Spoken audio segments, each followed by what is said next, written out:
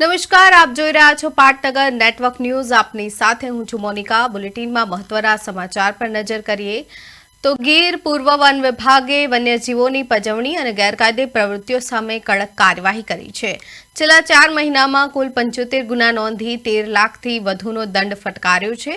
ગેરકાયદે પ્રવેશ, શિકાર અને લાકડાની હેરફેર સામે કાર્યવાહી કરવામાં આવી છે.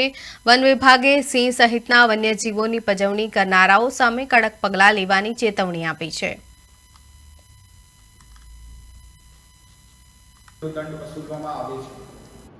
ગીર પૂર્વ વન વિભાગ દ્વારા સ્પષ્ટ સંદેશ આપવામાં આવે છે કે સિંહ કે અન્ય કોઈ વન્ય પ્રાણીની પજવણી, એમનો ગેરકાયદેસર શિકાર, અભયારણ્ય પ્રતિબંધિત વિસ્તારમાં અનધિકૃત પ્રવેશ તેમજ વન સંપત્તિનો ગેરકાયદેસર હેરફેર આવી પ્રવૃત્તિઓ કોઈ પણ સંજોગમાં ચલાવી લેવામાં આવશે નહીં.